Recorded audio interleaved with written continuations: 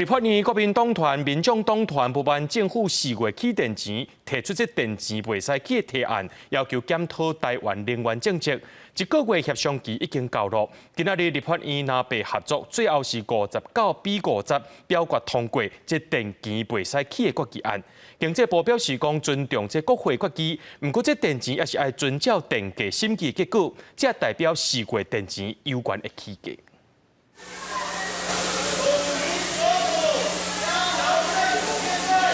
立法院议场，国民党立委手提纸棒，大声喊苦民所苦，针对政府4月份起电钱，国民党团甲民众党团3月提出卖起电钱的案，经过1个月协商，拿到30拢交去动员备战。在南北联手之下，就算民进党团提出重复表决，嘛无法度平盘，以59票对50票通过决议。立即停止调涨电价，并要求行政院责成相关部会。 即刻检讨现行能源政策。国民党团提民众党团的提案，要求经济部针对台湾的能源政策、电价汇率的结果、台电支出、政策措施等等提出检讨的报告，而且在审议通过进前，电价全面暂停起价。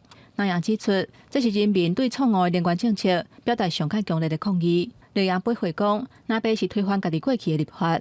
我们很多的风电一度电超过6块，请问一下。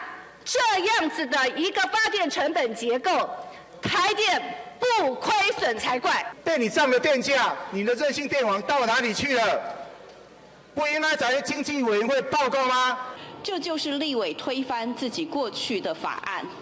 那台电它基于要反映国际的燃料大涨。 它势必在成本上要反映。咱若表决进前的调解协商，气氛嘛无好，那着小济发言，和韩国瑜出手法庭。经济部长王美花嘛列说说明，罗西亚乌克兰战争了后，台电原料采购的成本变贵，亏损真正力，要是无法度说服在野的立委，立法院将基本要是表决通过电钱卖起。照顾这个庶民，照顾中小企业等等，所以我们台湾电价的调涨的情形哦。 我看是全世界仅见啦，哈，就是有做不同的情境，做不同的这个调涨方法。那不管是经济部或者是台电，其实都尊重国会的决议，我们还是要遵守目前这个电价审议机制的结果去执行。经济部甲台电表示，尊重国会决议，不过要是要依法遵守电价审议的结果。电价审议的机制以2015年立法院决议订定电价公式，已经有写入去法律，以电业法49条办理。 意思是4月份电钱也是照常会起。行政院对立法院决议表达遗憾，会持续透过政策的手段，甲调整电钱对民众影响降到上低。记者综合报道。